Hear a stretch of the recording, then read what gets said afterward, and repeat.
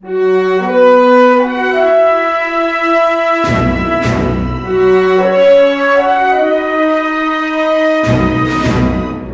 the word go forth.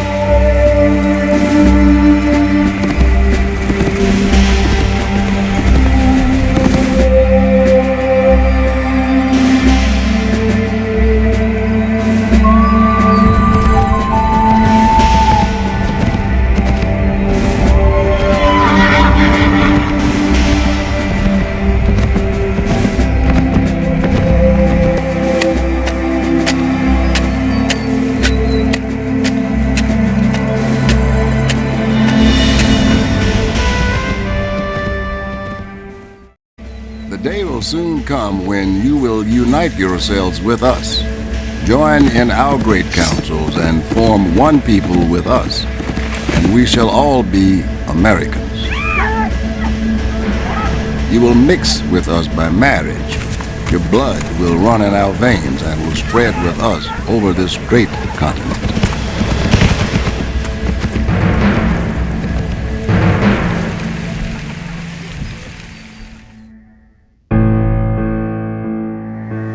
Can you imagine being put into a stockade with no roof, no shelter, and the mud 6 inches deep?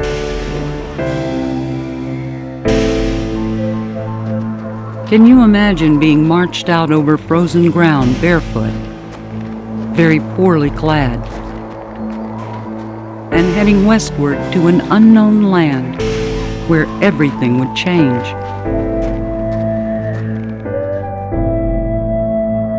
Can you imagine carrying a dead child in your arms? Or watching a grandmother fall to the ground and die of dysentery?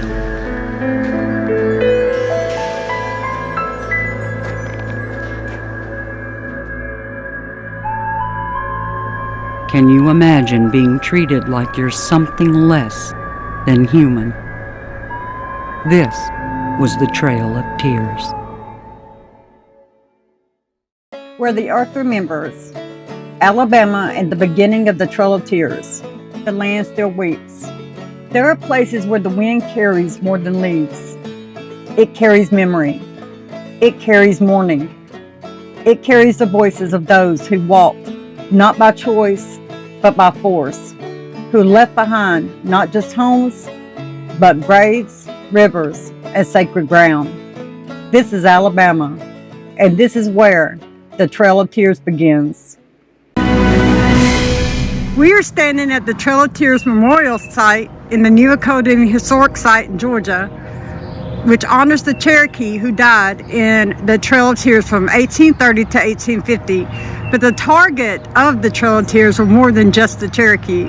It was for 5 what they call civilized tribes. It was for the Cherokee, the Muskogee, the Seminole, the Chickasaw, and the Choctaw.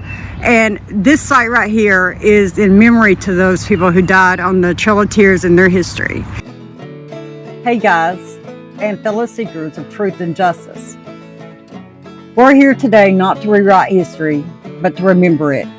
Not to sanitize it, but to speak about it plainly. The Trail of Tears is not just a chapter in a textbook. It is a wound in the soil of this nation. And Alabama, our Alabama, was not a bystander. It was a witness. It was a participant. It was a crossroads of heartbreak. One thing that you have to note with the Trail of Tears too is the Trail of Tears, it really started even before the War of 1812 when if you look back to our other series, the war stories, you'll see we did the 1812-1813 Red Stick War. Mm-hmm. And actually, during that war, the Cherokee were very instrumental in securing those southern lands and pushing the indigenous tribes to smaller plots, taking more acreage from them. Remember, they worked with the Muskogee. They worked with Andrew Jackson and them too against the Red Sox. You know, they were the ones who helped the established governments then. And one thing is, we're going through this story and we're talking, one thing I want you to remember is during the battle, what was it? Was it Telesache? Telesache. I believe that was the battle where there was a young boy that was left after this entire massacre. His name was Linquoya. Right. We've played that story twice for you. Yes. And Andrew Jackson adopted this young native child as his own. And to me, as we go through the Trail of Tears and we talk about this, it's You're not gonna amazing see to the see. same man. It's right, not the it's same- not the same person. Something happened. Right. Something changed in him. Right, because he was the one that was the head, literally the head of a ethnic cleansing that went on in the South, and it started here, right? It really it was mass murder, right? He was the one instrumental in the Indian Removal Act, right? There was 16,700 deaths of Native Americans before the Trail of Tears was over with, you know, and this was the capital right here. New Dakota was the capital. Today we walk back through time, not to relive this pain, but to honor the resilience, to understand how a law passed in 1830 became a death sentence for tens of thousands, to understand how the Indian Removal Act, signed by President Andrew Jackson, became the machinery of displacement, and to understand how Alabama's rivers, roads, and ridgelines become a part of a trail soaked in tears. The Indian Removal Act, a law written in displacement. One thing in the southern United States, we have always been blessed with natural resources. Well, that's the one reason that the settlers wanted it so much. It was for the natural resources. Well, and it wasn't too far from here where they first discovered gold in Georgia. Right. And that really is what led a lot of people, it's the greed. The greed Yes. of man is really what led to this abominable act that our early government did Right. to a group of people that were indigenous. Right. It is. It is. Because even when they won the right to keep their land, right, the government came back and said, after they had already produced and started being productive again, the government come back and said, no, we changed our mind. We want the land. So it didn't matter what treaty or pact that you gave them. Our own government stepped in and took the land out of greed. Andrew Jackson won election to the U.S. presidency. And why was that bad news? A big part of Jackson's support came from white Southerners, the very people who had been eyeing Indian lands for years. By the time Jackson became president, whites were ready and eager to move on to the lands occupied by the Cherokees, Creeks, Choctaws, Chickasaws, just as they had been eager at earlier times to move on to other lands occupied by other Indians, and just as they would be later eager to move on to lands occupied by Indians in Oklahoma, among other places. So the pattern recurs. Andrew Jackson, in my view, was a political opportunist in the sense that he was willing to do whatever was necessary to get what he wanted politically. A great deal of money was made in removal. I don't know whether or not money reached the hands of the high-ups, but I do know that in terms of fraud and graft and removal, much of that was covered up by high-ups in the administration. In some cases, Vice President of the United States, Richard Johnson, was involved in cover-up, and Secretary of War certainly was. The U.S. Secretary of Treasury was. That is not questionable at all. It's established by fact. Askutīska tīl, adētījiska, nelātu čovskon kaskok, ahan jalaga yēsli, unīneh kochana gēhe anīyoneg. Utlīn gēhe, Georgia janosen ho dēl da yuni losa gēse.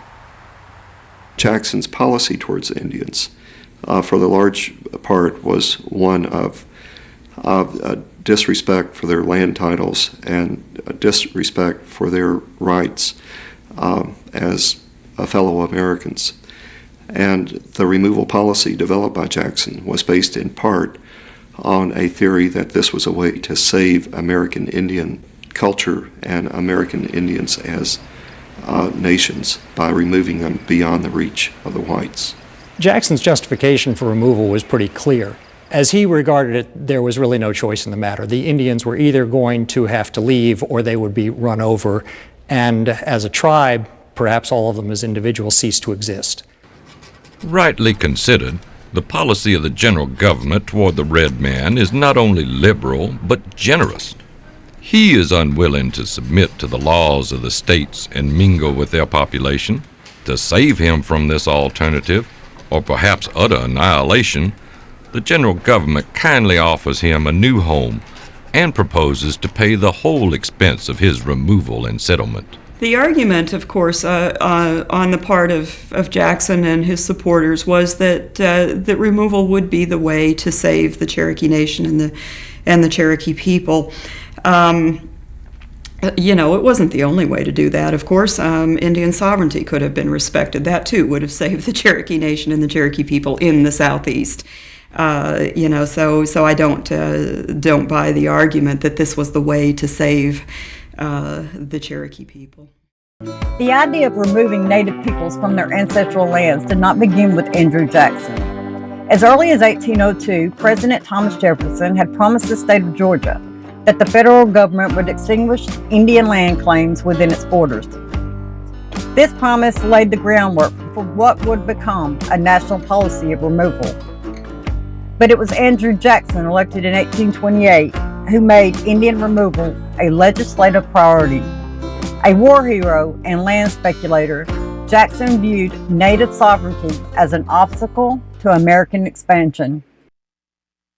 To me, America has never told the truth about our history, about the history of slavery in this country, about the history of the treatment of Native American people. There's so much history that's simply not told. Jackson was hardly alone in wanting to remove Indians. Many white Indian officials, who had at one point believed in the civilization program, by 1830 had given up on it, including Secretary of State Lewis Cass. A barbarous people, depending for substance upon the scanty and precarious supplies furnished by the chase, cannot live in contact with a civilized community. Many of them were taught at our seminaries of education in the hope that principles of morality and habits of industry would be acquired. Unfortunately, they are monuments also of unsuccessful and unproductive efforts. What tribe has been civilized by all this expenditure of treasure and labor and care? Jackson's removal plan sparked anger and fear in Cherokee country, but it prompted cheers of approval in Georgia. The state immediately began allotting Cherokee land to its citizens as a way to force Cherokees out. Georgia passed laws denying Indians certain legal rights, prohibiting Indians from testifying at a trial involving white men, and preventing Indians from selling or ceding land to the United States. The penalty was up to 4 years hard labor in the Georgia penitentiary. Finally, and perhaps most controversially, Georgia passed a law stopping all public dissent. All white men who wanted to live among the Cherokees in North Georgia had to be licensed by the state or suffer a penalty of 4 years in prison.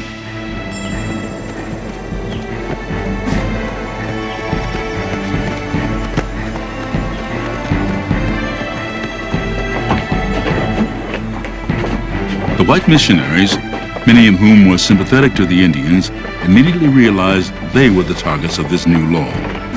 Still, most of them remained and continued their work. And then the arrests began. Among those arrested were Dr. Elijah Butler and Reverend Samuel Worcester.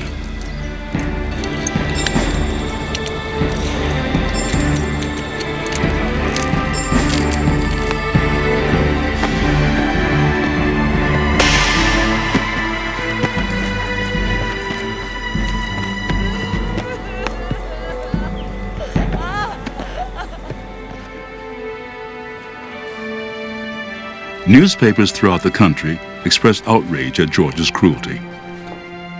The American Board of Foreign Missions wrote President Jackson protesting the false imprisonment of their missionaries. President Jackson said he could do nothing. Meanwhile, other tribes could sense where events were heading. and some began to remove west. The Cherokees were not going to simply sit back and take dispossession without some kind of a struggle, at least in the courts and at least in the realm of public opinion. But most of the important support for the Cherokee and for other tribes facing removal came from New England politicians or philanthropists. And Jeremiah Evarts was one of the foremost individuals who supported the rights of the Cherokee to remain in their homeland. The Cherokee country is no more under the jurisdiction of Georgia than it is under the jurisdiction of Missouri or Pennsylvania, nor can it be under the jurisdiction of any state or of the United States till it shall have been surrendered to the United States by treaty. And where can be the harm of letting a few of our red neighbors on a small remnant of their own territory exercise the rights which God has given them? They have not the power to injure us, and if we treat them kindly and justly, they will not have the disposition. They have not intruded upon our territory, nor encroached upon our rights. On May 28, 1830, President Andrew Jackson signed into law the Indian Removal Act. Supporters of the Cherokees argued to uphold the sovereignty of the Cherokee Nation while condemning Georgia's jurisdictional claims. Friends of the Cherokees chastised Jackson for refusing to protect Indians from Georgia laws. The entire scheme, they said, was nothing but a transparent attempt to force the Cherokees and other tribes off their lands. It will separate the Indians from immediate contact with settlements of whites, and perhaps cause them gradually to cast off their savage habits and become an interesting, civilized, and Christian community. This was not benevolence, it was erasure. The passage of the Act. On May 28, 1830, the Indian Removal Act was signed into law. It authorized the President to negotiate treaties that would exchange native-held land east of the Mississippi for land in the west, what is now Oklahoma. The Act passed the Senate 2819 and the House 10197, a narrow margin that belied the enormity of its consequences.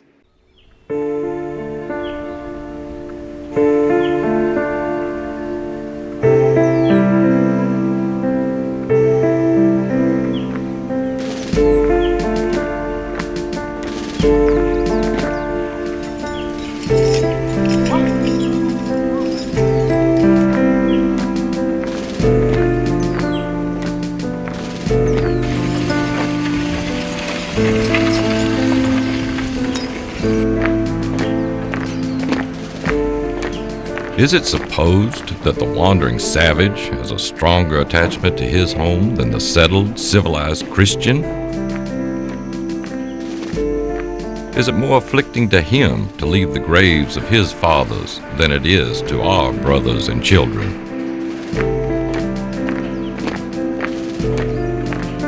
Our children, by thousands, yearly leave the land of their birth to seek new homes in distant regions.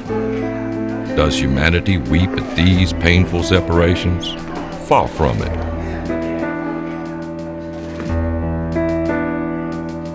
It is rather a source of joy that our country affords scope.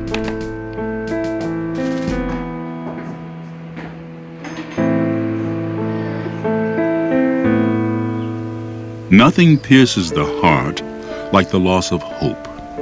And rarely in our nation's past was hope in such short supply as it was in Cherokee country in the 1830s. Thousands of Indians, snatched from their homes, forcibly marched some 800 miles to an unknown place so that their property, their sacred homeland, could be taken over by white Americans. It was an odd kind of murder, the killing of hope. It is forever known as the Trail of Tears.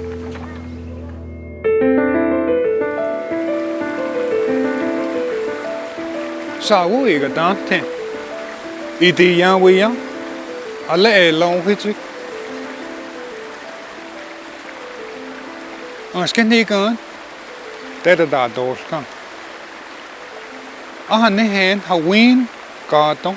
wuni los, agon yu udena a sky kanad to doid. Ale, agon yu udena a gay selu to doid. Askan igan neslan na han.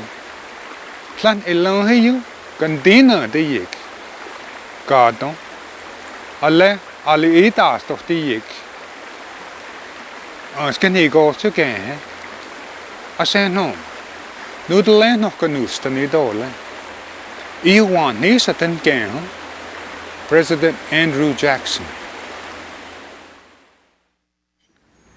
My great-great-great-grandfather was John Ross, principal chief of the Cherokee Nation during the Trail of Tears. As a result of this removal, the Cherokee people were forced to leave behind their mountains, their land, their streams, everything they held sacred. How could this happen? We should know, and we should remember.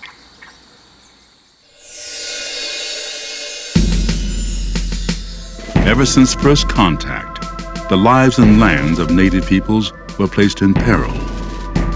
European disease killed tens of thousands of Indians. Native reliance on European goods and technology eroded centuries of craft skills, hunting and trading patterns. And the mounting intrusion of white settlers on Indian lands left most tribes with the painful choice of either acculturating into white society or leaving their lands and heading west.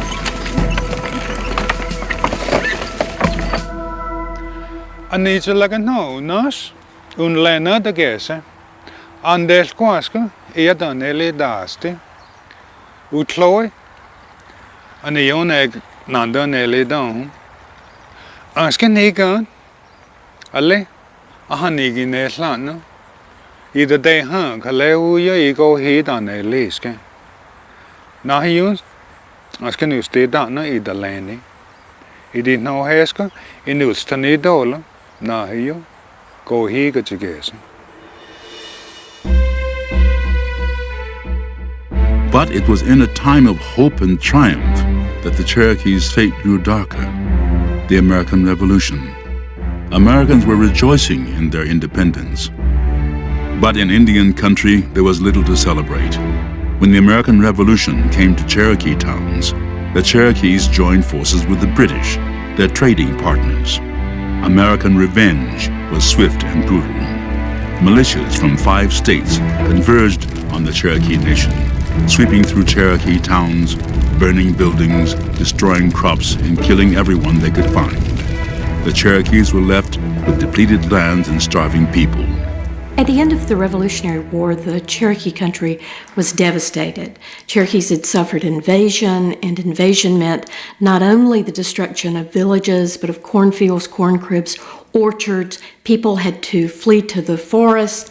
As a result, lots of Cherokees died, but even more so, they came back to find their homes and their food stores gone. There was widespread disease, famine, more people died, and so the end of the revolution meant that Cherokees essentially had to begin life anew.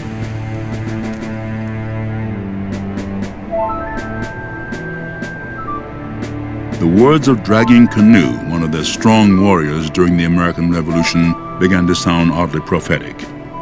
Whole nations melt away like snowballs in the sun.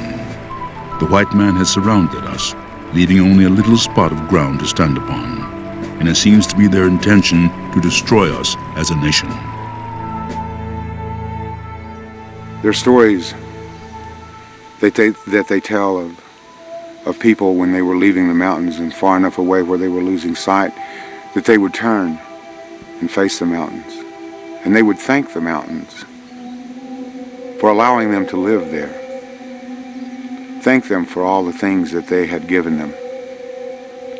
And in that way, in that brief moment as they were walking along that trail, they were also saying goodbye, because they would never see those mountains again.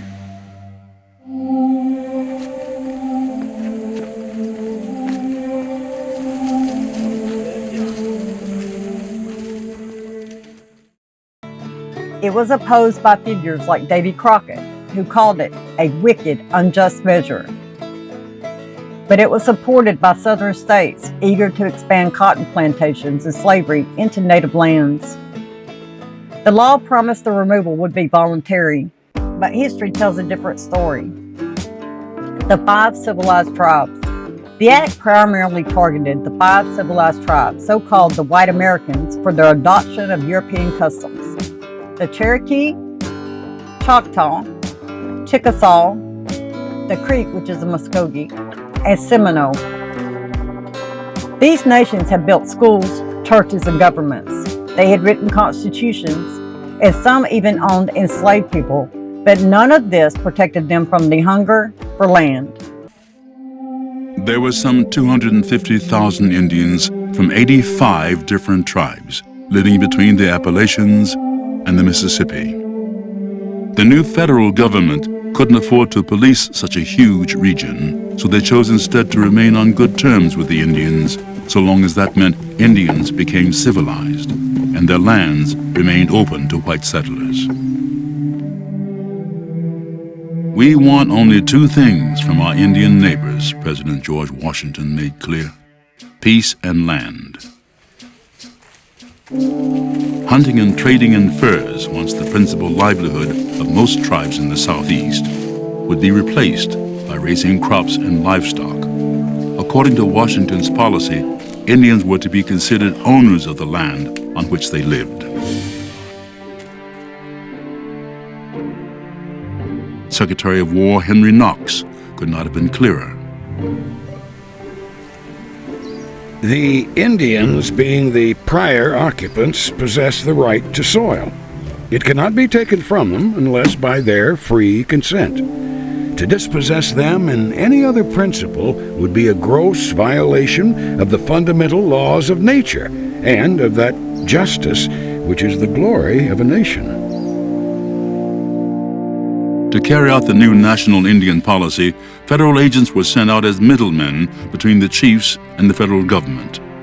The agents were to protect Indian boundaries and set up trading posts where Indians would exchange their furs and skins for seed and hoes, horses and plows. The whole policy of the U.S. government toward most Indians, and certainly toward the Cherokees, was ironic in that they started out early talking about Indians being nomadic and therefore not owning the land.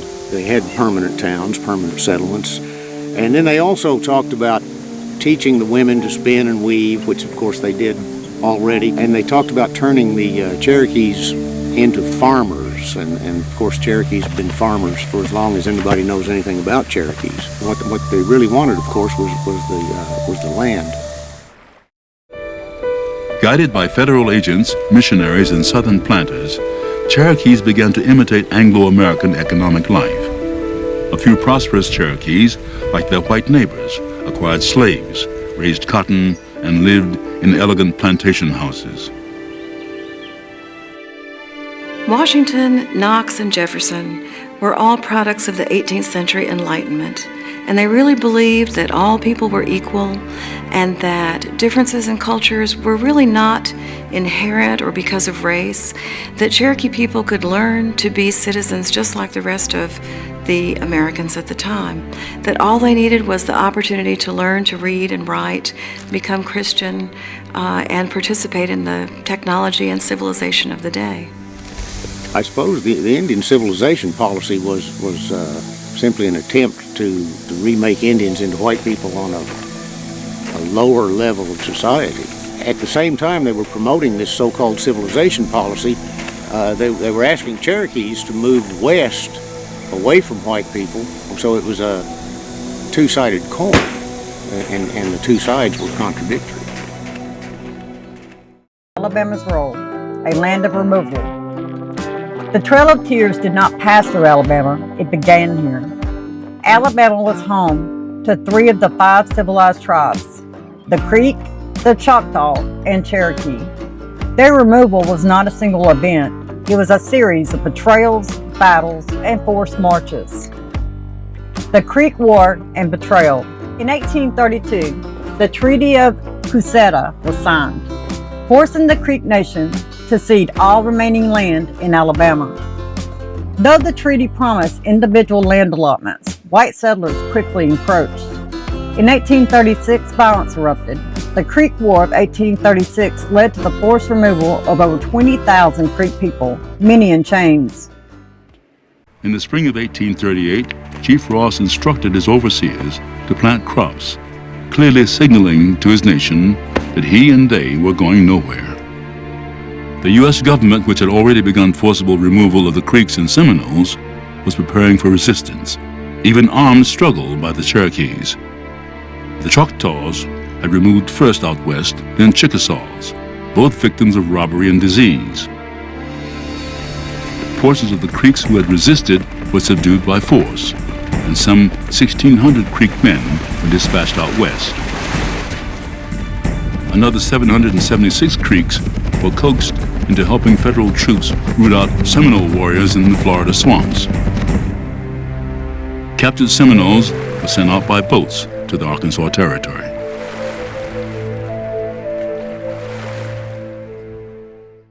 Thousands died from disease, starvation, and exposure. The Choctaw first to walk. The Choctaw Nation, whose land stretched into western Alabama, were the first to be removed under the Act. In 1831, they began their journey west after signing the Treaty of Dancing Rabbit Creek. Over 15,000 Choctaw were forced to march in winter. 2,500 died. French observer Alexis Tocqueville witnessed their suffering and wrote, "The Cherokee and Binge Route." Though primarily based in Georgia, the Cherokee Nation extended into northeastern Alabama.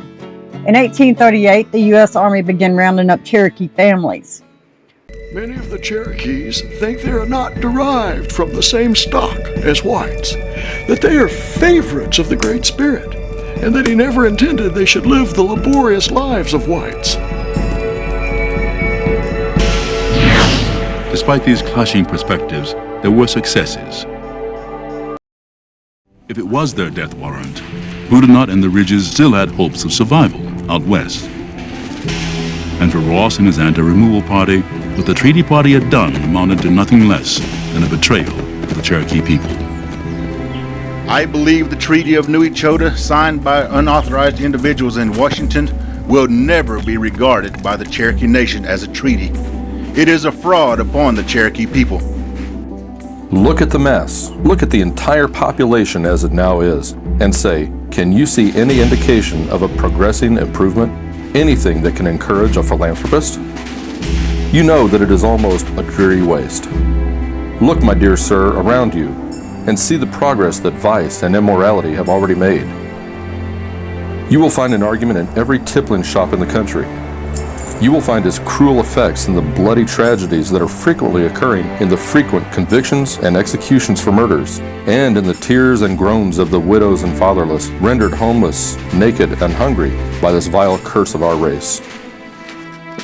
You suppose we are to be removed by circumstances rendered disagreeable and even untenable, to be secured in a better home where nothing can disturb or dispossess us. Here is the great mystification. We are not secured in the new home promised to us. We are exposed to precisely the same miseries. If the dark picture which I have here drawn is a true one, can we see a brighter prospect ahead? In another country, and under other circumstances, there is a better prospect. Removal, then, is the only remedy, the only practicable remedy. The Cherokee people will always hold themselves ready to respect a real treaty and bound to sustain any treaty which they can feel that they are bound to respect. But they are certain not to consider the attempt of a very few persons to sell the country for themselves, our sacred inheritance from our fathers. Fly for your lives, I would say to my countrymen. You, among the rest, fly from the moral pestilence that will finally destroy our nation. Are we to run the race of all our brethren who have gone before us, waking as a ghost over the ashes of his fathers, to remind a stranger that such a race once existed? May God preserve us from such a destiny. I have no motive, my friends, to deceive you. I am sincerely desirous to promote your welfare. Listen to me, therefore, while I tell you that you cannot remain where you now are. Circumstances that cannot be controlled and which are beyond the reach of human laws render it impossible that you can flourish in the midst of a civilized community. You have but one remedy within your reach, and that is to remove to the west. The choice now is before you. May the Great Spirit teach you how to choose. Your friend, Andrew Jackson. One of the most infamous detachments, led by John Bench, passed through Fort Payne, Gunnersville, Tuscumbia, and Waterloo. This route became known as the Bench Route, and it was marked by suffering, sickness, and death. Alabama's Trail of Tears sites. Today, Alabama bears the scars of this history. In Fort Payne, a military post used to detain Cherokee before removal is still there. In Waterloo Landing, where thousands boarded steamboats for the journey west. Tuscumbia Landing, a key transfer point from rail to river. And Rhodes Ferry Park in Decatur, a site of Cherokee encampment and departure. These are not just historic sites, they are sacred ground. The U.S. ordered troops to seize the remaining Cherokees and imprison them in stockades in preparation for their forced removal. Amidst the humiliation and brutality, General Wool tried to avoid the worst excesses. Colonel Byrd, you will treat the Cherokees kindly and give them all the protection guaranteed by the Lake Treaty. You will inform them that rations, blankets, shoes, and other articles will be furnished the poor of the nation on application. Lieutenant Dees, you're authorized to purchase clothing for covering the nakedness of the Indians if needed. Major Delaney, proceed to Red Clay to collect creeks in the neighborhood. When you have a sufficient number, conduct them to Ross's Landing. On no account must the soldiers be permitted to offer any insult to them or allowed to commit any depredation on their property. Secretary Poinsett, 300 creeks apprehended. These, with the 150 at Gunter's Landing, will be sent to Arkansas. Those found in Cherokee country generally in wretched condition.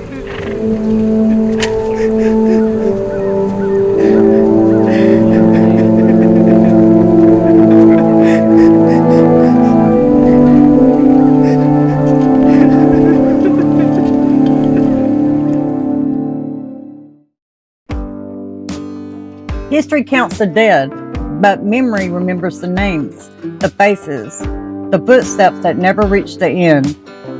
The Trail of Tears was not a single road.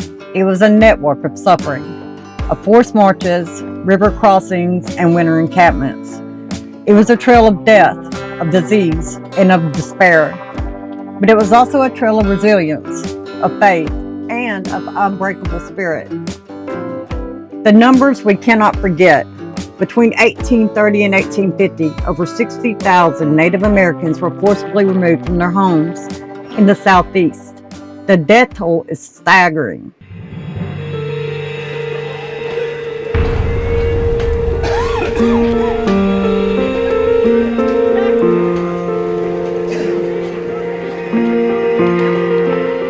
Conditions in the stockade, sanitary conditions, were deplorable.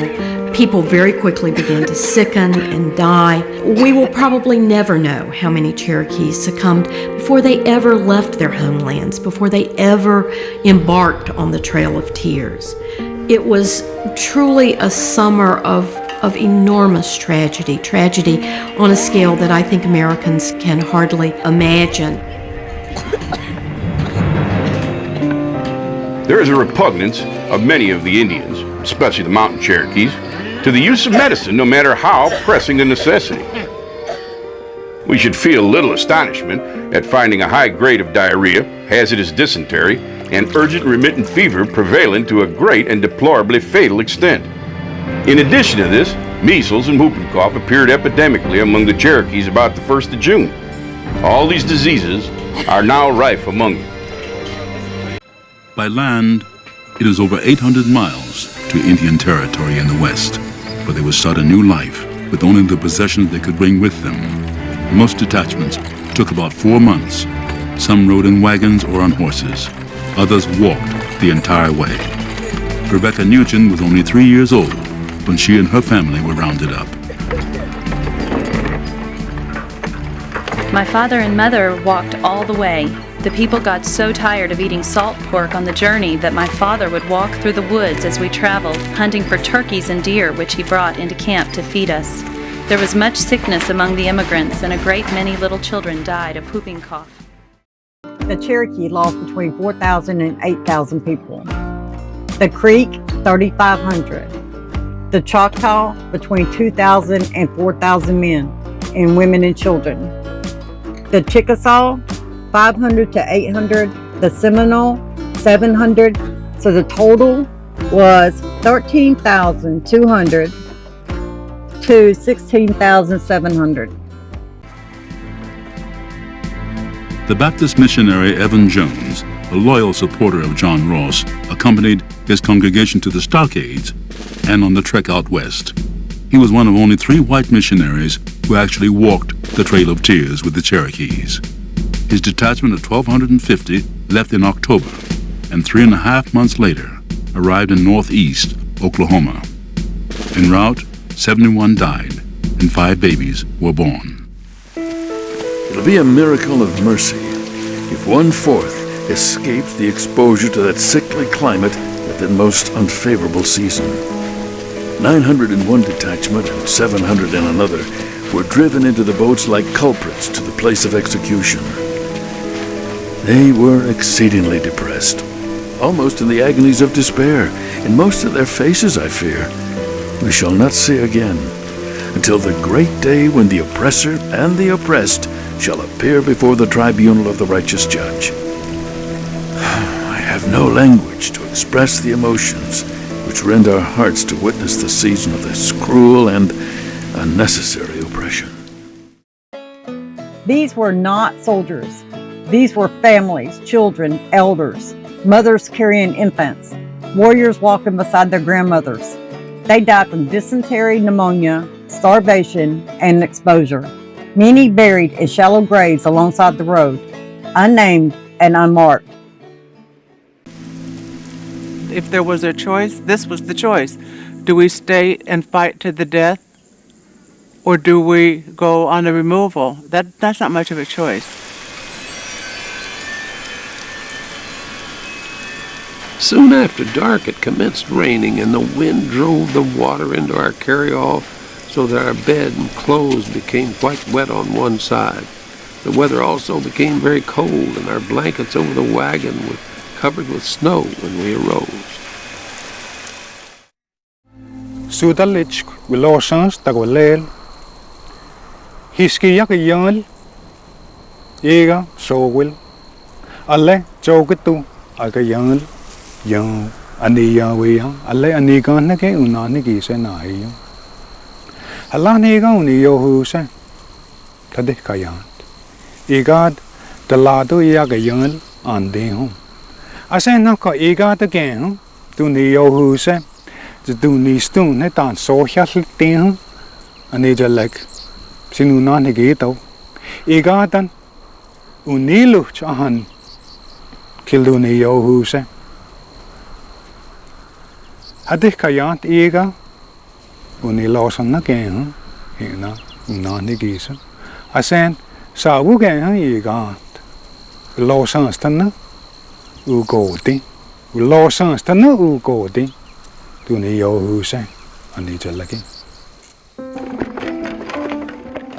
us now listen not to the statistics, but to the voices of those who walked. Mary Cobb Agnew, a Cherokee descendant. The men in charge drugged them like cattle. Many died en route. My grandparents came in the winter of 1838. They suffered with cold and hunger. Dysentery broke out by the river, and many died waiting to cross.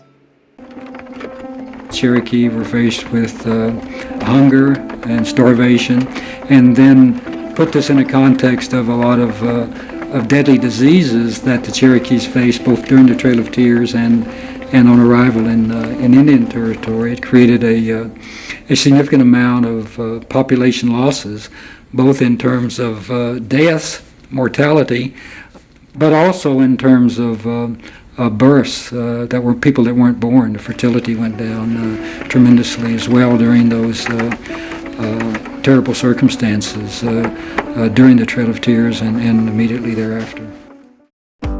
John G. Burnett, U.S. soldier and interpreter. I saw them loaded like cattle into 645 wagons. Many had no blankets. Some were barefoot. I have known as many as 22 to die one night of pneumonia. Aunt Dina Wash, a Cherokee woman. Her husband died early in the journey. She carried one child, led another, and tied the baby to her back. All 3 children died. She buried the last with a broken case knife.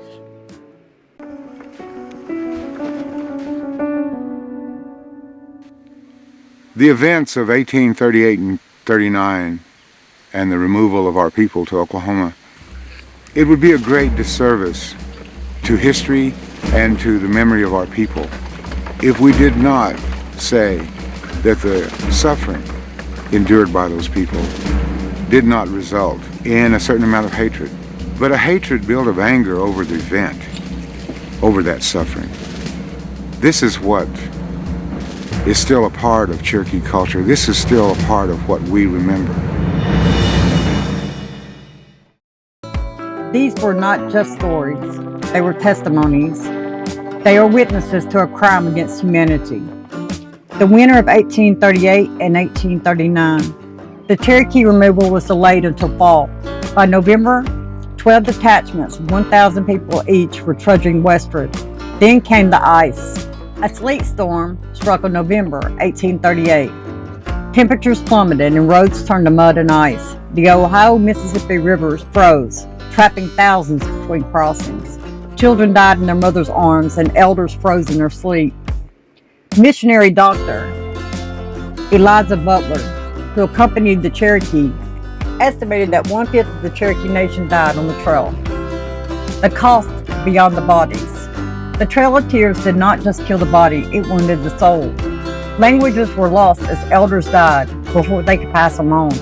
Ceremonial grounds were left behind, desecrated or sold, as sacred rivers, burial mounds, and council trees all abandoned. And yet, the people endured. They rebuilt in Indian territory. They formed new governments, they opened schools, they published newspapers, and they refused to vanish. For those who survived the trail, arrival brought a whole host of challenges. Major and John Ridge and Elias Boudinot had high hopes for themselves in their new home. John and the Major had a mercantile establishment to manage. Boudinot and Worcester were going to embark on a translation of the New Testament into Cherokee, and they planned on establishing an Indian college. John Ridge was enthusiastic about the new land. The country there is best adapted for agriculture and water privileges. It is superior to any country I ever saw in the U.S. It is populating very fast, and in a few years it will be the garden spot of the United States. Perfect friendship and contentedness prevail all over this land. Surviving the trek out west was an ordeal. Surviving the struggle for power and unity in their new home was quite another. Almost immediately after arrival, serious friction developed between the various Cherokee parties contending for influence in their new land.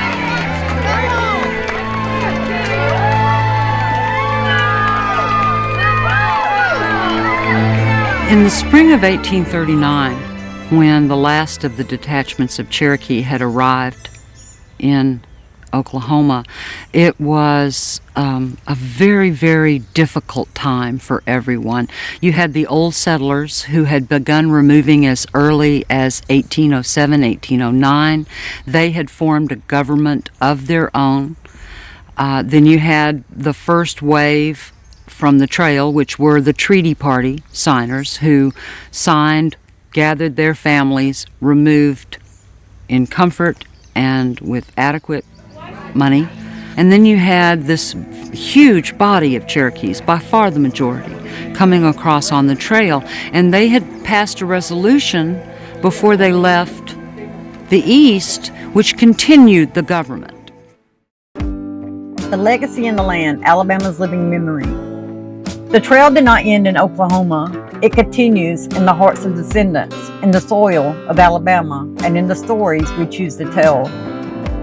Today, Alabama is home to numerous preserved sites that mark the Trail of Tears. These are not just historical markers, they are living memorials, places where the past breathes and the present listens. Perhaps removal's most lasting legacy lies in memories, vivid memories of death and loss on the trail. Memories that haunted even the white soldiers who carried out removal. Murder is murder, and somebody must answer. Somebody must explain the streams of blood that flowed in the Indian country in the summer of 1838. Somebody must explain the 4,000 silent graves that mark the trail of the Cherokees to their exile.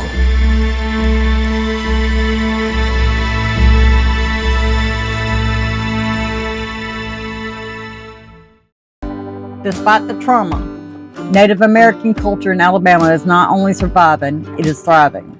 Annual events like the Kapasa Festival in Tuscumbia celebrate Native heritage with music, dance, storytelling, and traditional foods. The Trail of Tears bike ride, held every September, draws thousands who ride from Bridgeport to Waterloo in honor of those who walk the trail in sorrow. Local tribes and descendants continue to revive language, ceremony, and identity, ensuring what was nearly erased is now being reclaimed. We ride to remember so that we never forget, says the riders, and in that ride, there is resistance, remembrance, and rebirth. The Trail of Tears is not just a story of the past, it is a mirror, and it asks us, what do we do with the land we walk on? How do we honor the names that we never carved into stone? And how do we teach our children the truth, not just the triumphs, but the tragedies? People suffered beyond imagination. Morality suffered. Spirituality suffered. When the Cherokees finally arrived in Oklahoma, they arrived almost without any children and with few elders. So in a way, they arrived in Oklahoma with no past and no future.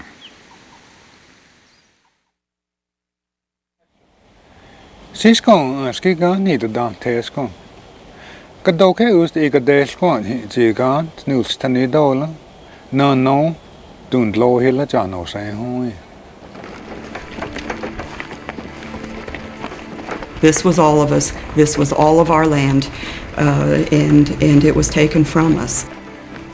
It was a story of people who did everything in their power to assert their rights as an Indian sovereign nation, and still it came to nothing in the face of greed.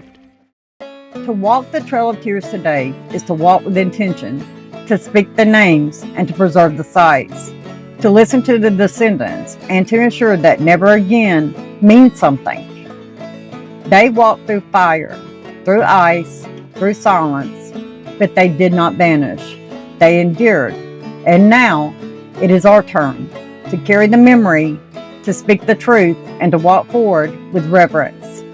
Let Alabama not be remembered only as a place of departure, but as a place of reckoning, remembrance, and renewal.